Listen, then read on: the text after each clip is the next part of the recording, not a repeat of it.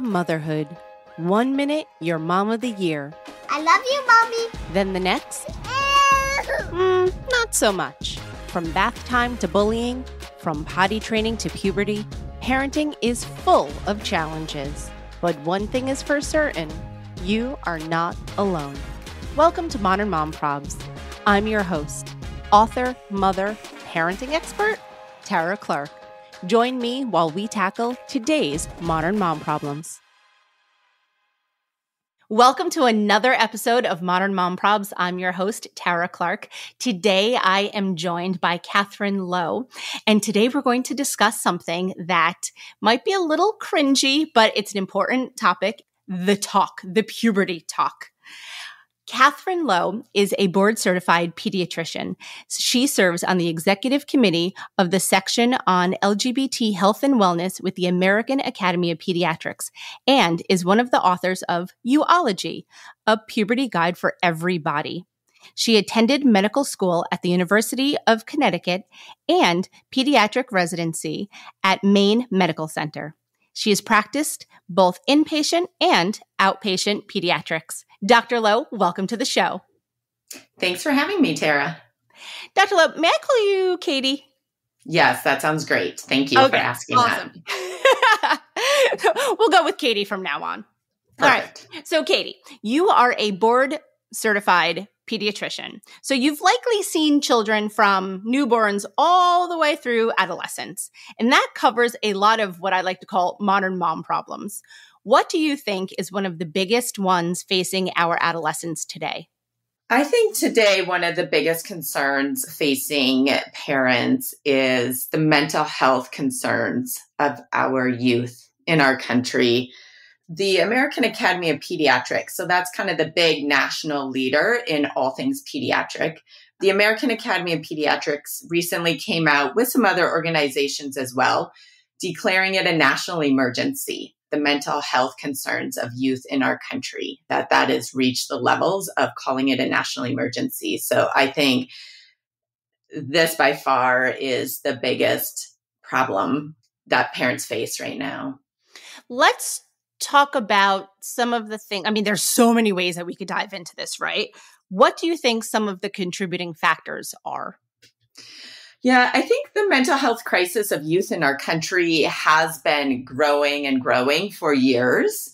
And then, we cannot deny what the pandemic contributed to that crisis. So this is really a big concern that has just been gaining momentum for many years. And then the world was hit with this pandemic that just really exacerbated the mental health crisis for youth in our country.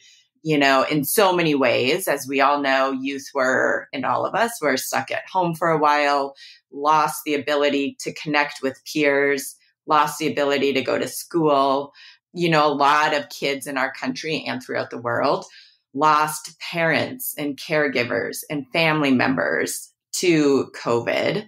So a lot of them are missing people in their lives. We also know that COVID has really impacted communities of color even greater than other communities. So we know that youth of color have been hit even harder by the pandemic. So all of this, I think, is contributing to the mental health crisis in our country that youth are facing, as well as many adults. But speaking as a pediatrician, I really focus on what our youth are dealing with right now. Suicide is currently the number 2 cause of death for youth in our country. So that just speaks to the degree of depression and anxiety and hardship that our youth are facing. At what ages are you starting to see a lot of these mental health issues?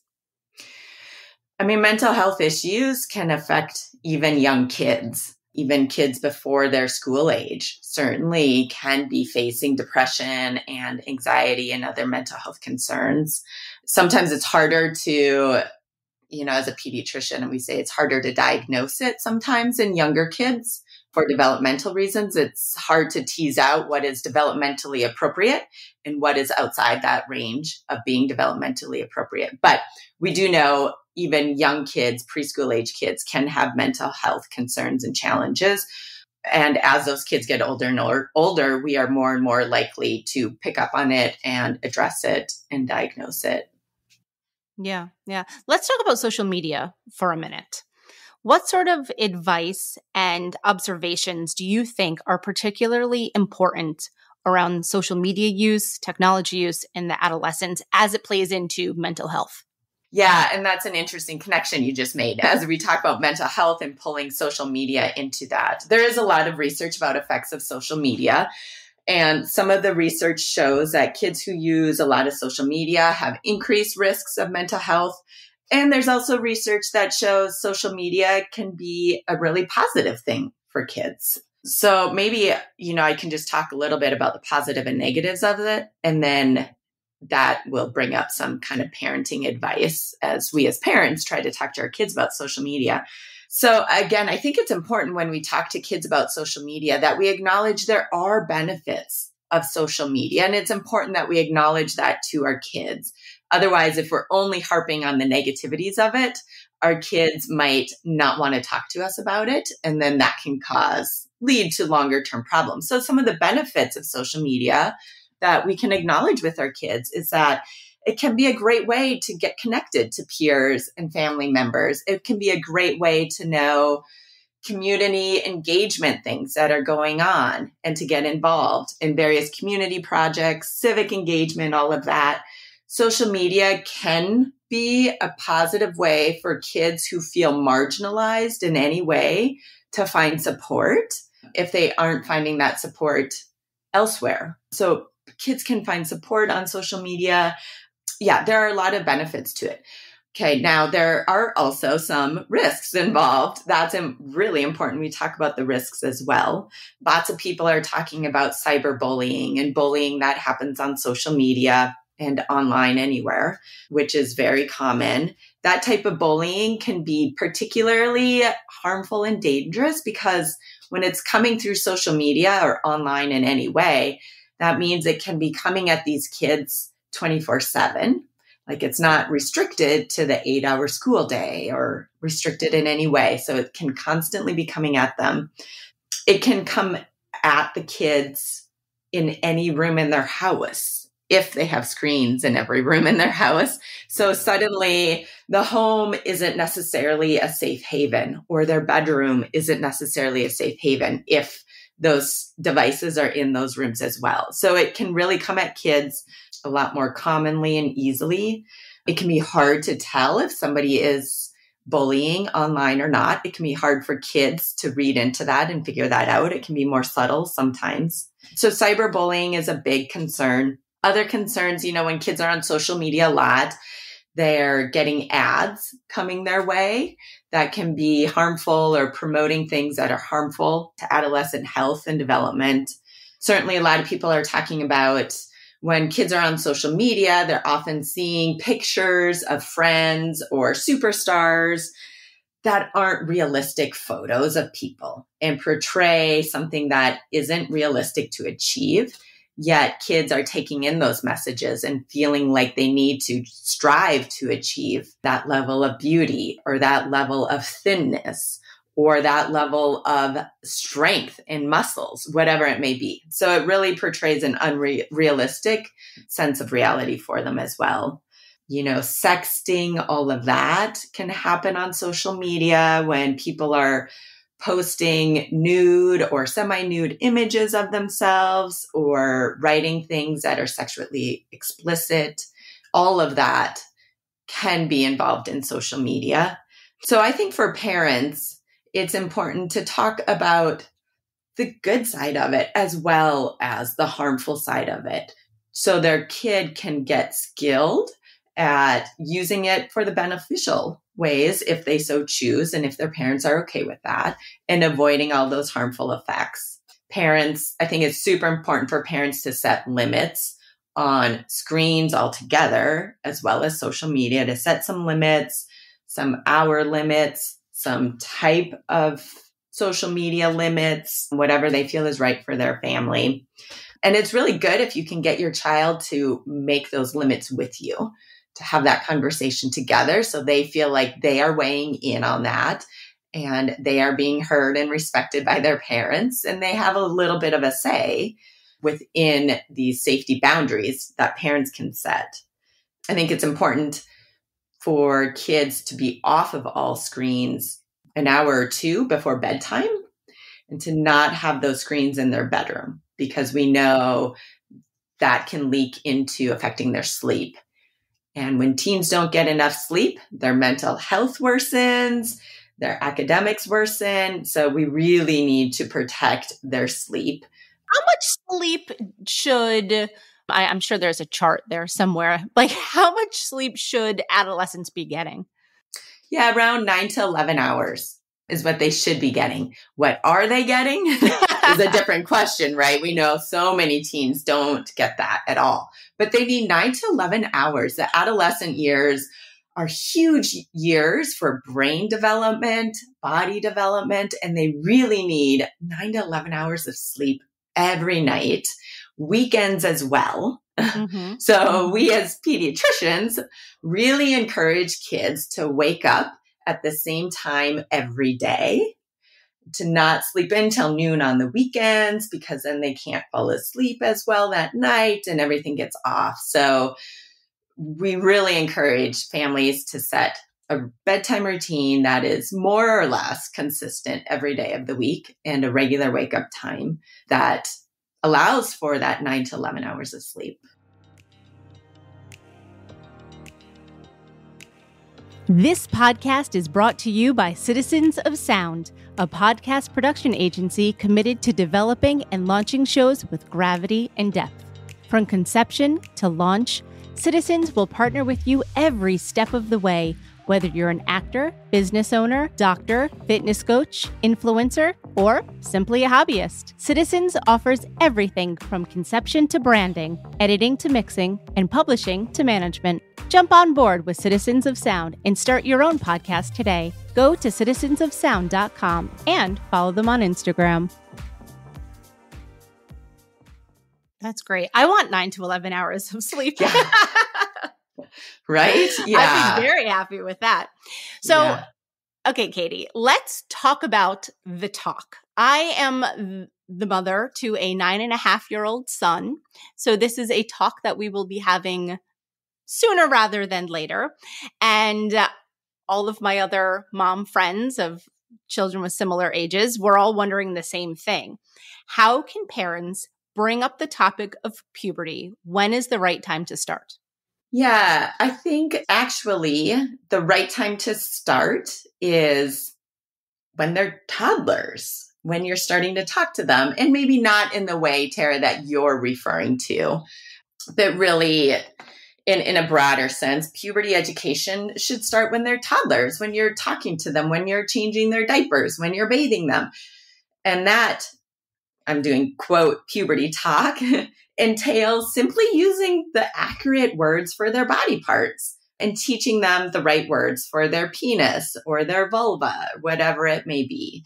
So really, I think big picture is we should just start talking to them, naming their body parts when they're toddlers, when they're just starting to understand body parts and the names for them.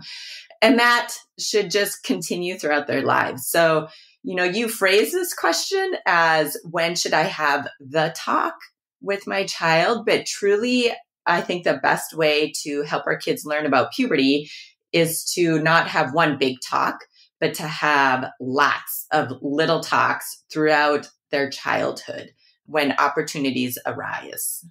Excellent. Thank you. So what about when you have a almost 10-year-old like I do, and I think we need to have and I'm using this in quotes again, the talk, so that he understands about sex and about what is going to happen to his body in the next coming years. When do you think the time is right for that? Or how can we approach it in a non-cringy way? Mm-hmm. Yeah, I think when we're really thinking about kids who are around the age of starting puberty, which can be as young as age 8 or 9, by then we want to really be talking about more of the details about puberty and the changes that bodies go through during puberty. And, you said your child's almost 10, and I'm saying we should teach them about this before they're going to go through the changes, which would mean kind of by age 8. At the same time, Tara, no worries. It's never too late. If you haven't talked about it yet, totally fine. Talk about it now. So no shaming for parents at all. So wherever you are, it can be great to, when you bring your child in, maybe for a checkup with their pediatrician or healthcare provider, that can be a good time. If the healthcare provider brings up puberty and the changes that can be starting, then when you leave the clinic, when you go home, you can say, hey, I'm so glad your pediatrician or whomever brought this up. I've been meaning to talk to you about this. Do you have any questions about puberty? In a very non-threatening way. I think it can be good to start out by asking your kid what they know. So to say, if they've been in the clinic, to say, hey, what do you remember about what your pediatrician just talked to you about puberty changes? What do you remember? What do you know? To know where they're starting from, and then to give them a little bit more information from that, and to keep checking in with them about questions they have. So you want to go talk a lot about puberty so that they understand it all by the time they start puberty. And those talks can include talking about reproduction as well. Some people like to keep those talks separate because it can be a lot of new information. I think a great way to have these talks with kids is to use books to help you to get a good book on puberty and to read it together with your child.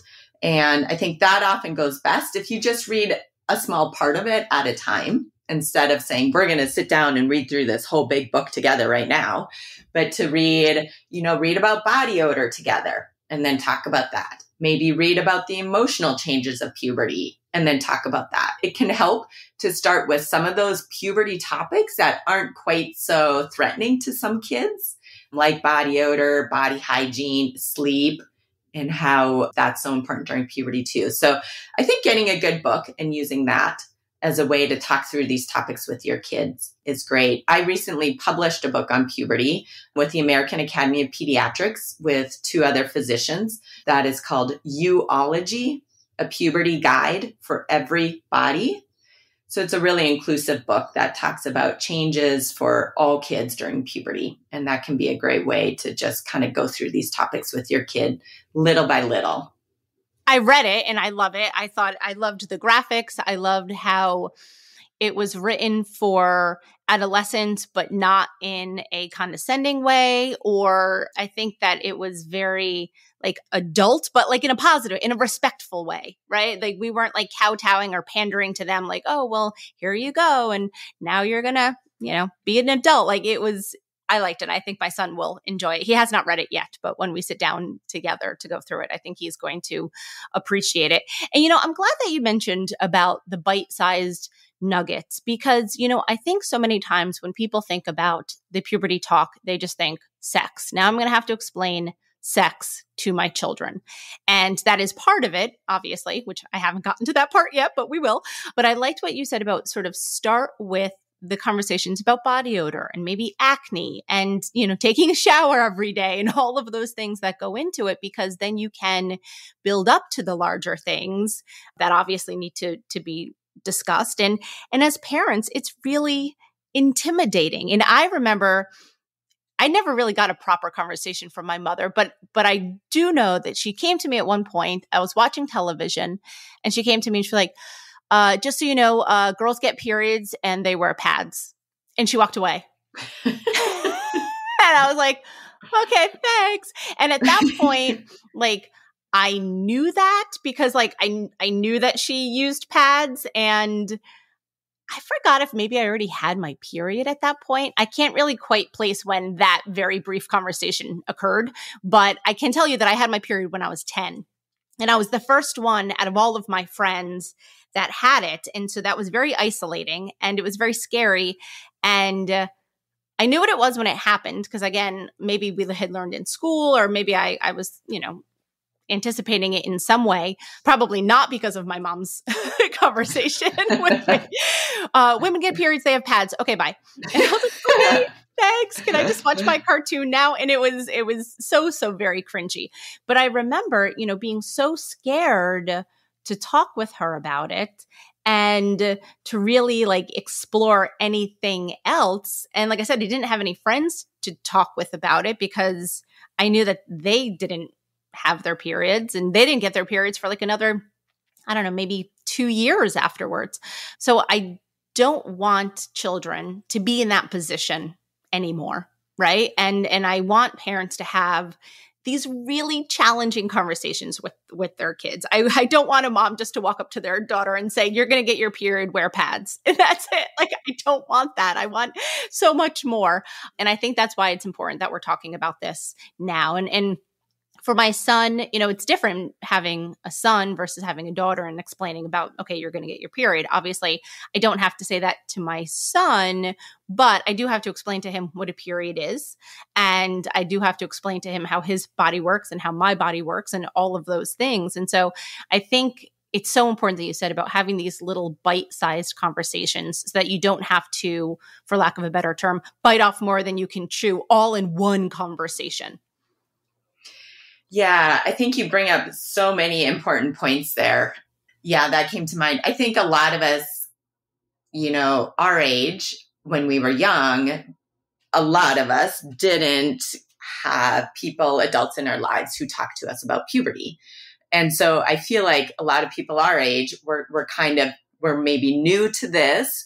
We didn't maybe have good role models when we were young of how do adults have these conversations with kids. So we maybe didn't learn it as a child. So I think it is really scary for a lot of parents to know how to talk about this. I think a lot of parents really want to, but don't know how because we never saw it modeled for us. So first of all, I think it's really important to acknowledge that. To acknowledge where we are starting from as parents, which is maybe from a place of feeling lost and unsure and nervous. So I think first we need to kind of unpack our own stuff with this, think about all of that. I think a good technique can be, you know, if a parent is nervous to have this talk, practice having this talk with a friend or with your partner. Practice saying to your friend or partner, you know, penis, erection, vulva, vagina, periods. Say it all. If it's going to feel funny, say it a whole lot of times until you're just used to saying those words before you put your own maybe embarrassment or shame even on your child. Because we don't want our kids to grow up feeling ashamed about their body or that something is wrong with their body, that it should be secret, that they can't talk about it. We don't want to send that message. So if we're really nervous, that's okay. Acknowledge it, practice away, and then come to your child so that we don't put our own, you know, discomfort on our kid.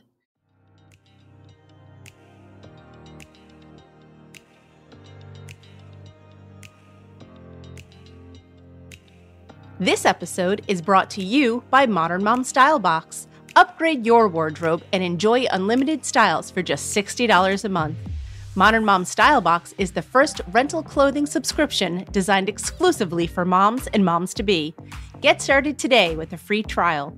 Use promo code PTO. That's great advice. Thank you. I appreciate that. Okay, so let's say we have the puberty talk. We talk about body odor. We talk about erections. We talk about semen and whatnot, right? So now I think you're building to the sex talk, right? How do we approach that? Mm-hmm. Again, I think if parents are unsure or uncomfortable about talking about that, get a book. There's a lot of great books about that out there. Get a book and use that and read it together to talk about it. I think, again, you called it bite-sized nuggets, and I think that's great. So talking about sex in bite-sized nuggets is great. We don't want to, you know, put so much out there that our kids aren't ready for. So I think talking about it a little bit and asking them if they have questions and then following their lead is great. I think also, even if we're just talking about it a little bit, I think saying to them like, hey, if you ask them if they have questions and they say no, just say, great. You know, as you learn more about this or as you're hearing more out in the world about this, you can always come to me with questions and I will always answer your question. And to even say, if I don't know the answer to it, I'll find the answer for you. You can always come to me. And I think it's also good to say to them, because if you go elsewhere, like online, to get these questions answered, you might accidentally come up to stuff online that you don't really want to see. And that might be really harmful or really scary to you. And I don't want that for you. So just know you can always come to me and I will always answer your questions. And then I think it's important that we do always answer their questions, because even if they come to us with a question that we might think is way too out there for them, if we don't answer it, they're going to go to Dr. Google, and we don't want that.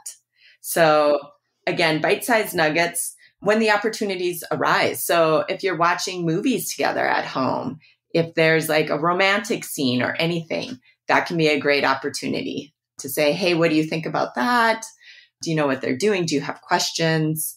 So kind of looking for opportunities out in the world. Or if you're out and about in town and you see two people together, pointing that out, normalizing it for them is really helpful. That makes so much sense. I'm definitely going to employ that tactic of asking him questions if he has any questions, because I think, knowing my son's personality, he's actually very receptive to that. So he will definitely tell you what's on his mind if he's curious about something, if he doesn't fully understand something. So I really like that. That's going to be my bite-sized nugget that I'm taking away is to ask if he has questions. Yeah. And on that note, one more quick little thing. You're saying your son is fairly receptive to talking about this right now. And that's, as many of us know, often quite true, that the younger they are, the more open they are to talking to parents about this. So that's another reason to have these talks early, and even talking about sex early. I think ideally talking about sex before they finish middle school is great, just because we know when kids are getting more sexually active, we want them to have the information before that happens. So getting this in before the end of middle school, but the earlier the better, because the older they get, they learn these messages in our society that can be harmful, that we shouldn't talk about all of this. So you do want to take advantage when they're younger, if you can, and get as much of this information in then. That it makes sense, because you're right. There's so many messages that we're bombarded with just on a daily basis. For instance, we were driving to school this morning and I was flipping through the radio, and one DJ at some point said, watching porn. And I quickly changed the station. And my son didn't ask about it. Fine, because I'm not ready to go into that conversation. But again, something as innocent as driving to school in the morning, and you just happen to hear the DJ say that, whether or not he should have been saying that on a radio show in the morning or not is a different story. But at some point, we're going to have to address those things. And so, okay, let's dive into that. How do you address that phrase, that concept, porn, with your children? Yeah. And the research out there shows that often by the age of 9 or 10, kids have seen porn. I don't know the exact number, but there's a significant percentage of kids who have accidentally come upon porn on the internet by the age of 9 or 10. So again, I think never too early. I think the example you gave is a great example of when somebody's on the radio and says something about porn and you're with your kid and you haven't talked about it. I think that would be a great opportunity to say, hey, do you know what porn is? And if your child says no, you could say, it's some adult sexual stuff. Do you want me to tell you more? And they may say yes or no. Or, some parents might be comfortable even saying, do you know what porn is? If they say no, you could say, oh, it's when sometimes people go online and there's pictures or videos of naked adults doing things together. Do you have any more questions about that? Do you want me to tell you anything else about that? So I think that example you gave is a perfect example of watching for the opportunity to arise naturally to talk about these things. That's great. That's really helpful, because again, I just sort of got flustered and just quickly changed the channel, and then that was it. But yeah, and again, right, no shame in that, and a lot of us do that, and that's understandable. So no shame in that. And next time it comes up, you can ask, "Hey, do you know what that is?" Now I'll be able to ask. I just didn't have the mind space for it as I was dropping him off on a Tuesday morning after Memorial Day. For sure. I didn't have the mind space for that, but. Yeah. I think it's really important. I really love the idea about the bite-sized conversations frequently held when they come up naturally, so that you're not just coming out of the blue. Like I was watching cartoons and my mother came up and told me to wear a pad. Yeah. At least like there's context, right? And so if I was watching a show and, for instance, when I was a kid, the movie Pretty Woman was a very popular movie. And I saw that at a pretty young age. And that's probably how I learned about sex, was watching Pretty Woman. But I mean, that would have been a really good opportunity for a parent to sit down and explain this to me so that I could understand it in its entirety. So I appreciate that. So now that my son is, like I said, almost 10, on the playground, so many of these kids are chatting about things. They're calling their body parts different names now that he was never aware of, because he only ever really called it a penis. And now they're calling it all different things. And so, like, how do you address like the peer pressure or those friendship conversations that happen on the playground? Yeah, I think when kids are using different words for body parts, I think, we as parents can talk to them about that. And if they come home telling us about a new word or something, to just say, yeah, okay, so somebody calls this body part this word, and that's fine. It's just really important that you also know the real word for it, which is penis or whatever you're talking about. And to say, like, it's okay to have funny words to describe it, as long as it's respectful, as long as you also know the accurate words as well. So again, we just kind of want to normalize what they're going through, which is they're giggling about it all. It is maybe a little awkward, and that's okay. And to tell them that's okay. I just want to make sure you also have the right information too. Thank you so much for joining us today. Do you have any takeaways? Before we wrap up, do you have any takeaways to share with us? I think on this topic, just the takeaway, I think, is just have lots of these little conversations with your kids when the opportunities arise. Start when they're toddlers, and maybe a lot of your listeners don't have toddlers anymore. So start now. It's never too late to start, but just jump on it when there's any opportunity to talk about any of this, because we want our kids to come to us, not the internet, to get this information. Right. Excellent. Dr. Kathryn Lowe, thank you so much for being here with us today. Tell everyone where we could find you and learn more about this topic overall. Where you can find me is probably running around with my kids. But aside from that, I'm not really on social media myself for a lot of the reasons we talked about. But again, I did recently publish this book that people could find online wherever you buy books. So again, the book is called You-logy, a puberty guide for every body. So yeah, I would encourage people just to, wherever they like to buy books, to seek this book out, because it can be a great way to help you talk about puberty with your kids, regardless of their gender, regardless of their body. It's for every kid. Excellent. I love it. It's such an inclusive book, and I thought you handled that beautifully. So thank you for that. Excellent. Thank you. So we will see you soon. And thank you for joining today on Modern Mom Probs. Thank you, Tara.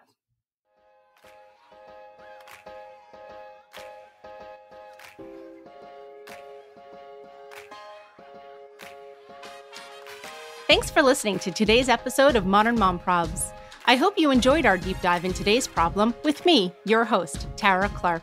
Join me next time when I'll be interviewing another great guest and tackling another modern mom problem. If you enjoyed today's episode, please leave us a review and a rating. As always, you could head over to Modern Mom Probs on Instagram and give me a follow, or check out my book, Modern Mom Probs, A Survival Guide for 21st Century Mothers, available online wherever books are sold. Well, that's it for today. See you next time, folks.